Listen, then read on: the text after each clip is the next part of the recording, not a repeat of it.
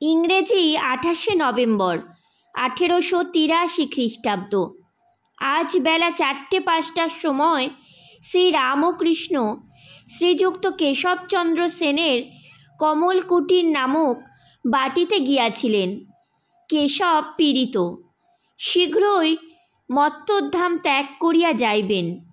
কেশবকে দেখিয়া রাত্রি 7টার পর মাথা ঘষা গলিতে শ্রীযুক্ত জয়গোপালের বাটিতে কয়েকটি ভক্তর সঙ্গে ঠাকুর আগমন করিয়াছেন। ভক্তেরা কত কি ভাবিতেছেন।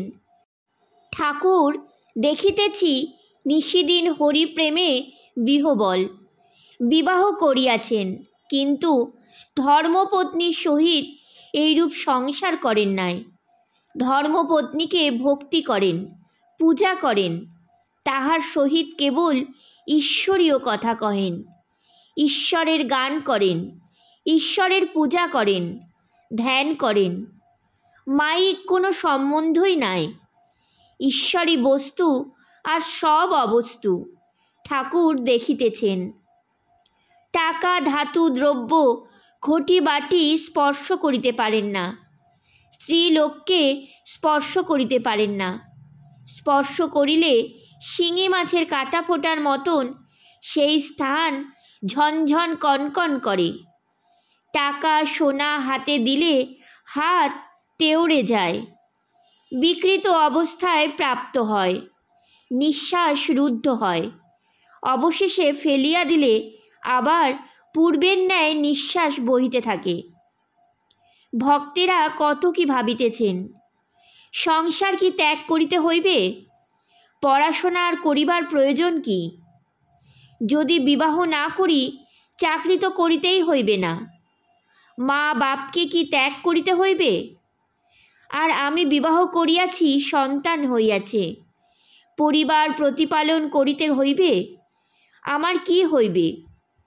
আমারও ইচ্ছা করে নিশিদিন হরিপ্রেমে মগ্ন হইয়া থাকি।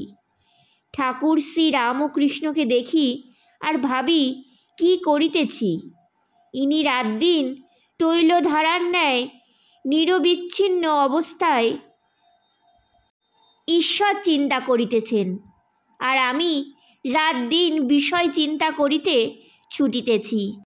একমাত্র ইহারই দর্শন যেন মেঘাচ্ছন্ন আকাশের এক স্থানে একটু জ্যোতি। এখন জীবন সমস্যা কিরূপে পূরণ করিতে হইবে, ইনি তো নিজে করে দেখালেন, তবে এখনও সন্দেহ। ভেঙে বালির বাঁধ পুরাই মনের স্বাদ। সত্যি কি বালির বাঁধ? তবে ছাড়িতে পারিতেছি না কেন? বুঝি শক্তি কম। যদি তার উপর সেরূপ ভালোবাসা আসে, আর হিসাব আসবে না। যদি জোয়ার গাঙে জল ছুটে কে রোধ করিবে?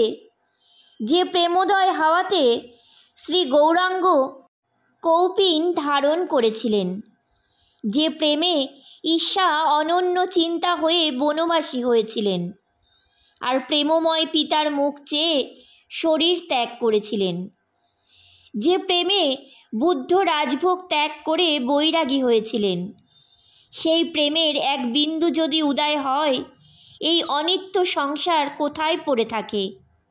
আচ্ছা, যারা দুর্বল, যাদের সে প্রেমোদয় হয় না, যারা সংসারী জীব, যাদের পায়ে মায়ার বেরি, তাদের কি উপায়? এই প্রেমিক বৈরাগী মহাপুরুষের সঙ্গ ছাড়িব না। দেখি উনি কি বলেন। ভক্তেরা এইরূপ চিন্তা করিতেছেন। ঠাকুর জয়গোপালের বৈঠকখানায় ভক্ত সঙ্গে উপবিষ্ট। সম্মুখে জয়গোপাল, তাহার আত্মীয়ের ও প্রতিবেশীগণ।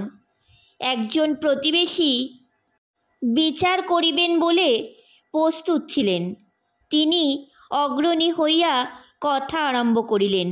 জয়গোপালের ভ্রাতা বৈকুণ্ঠও আছেন।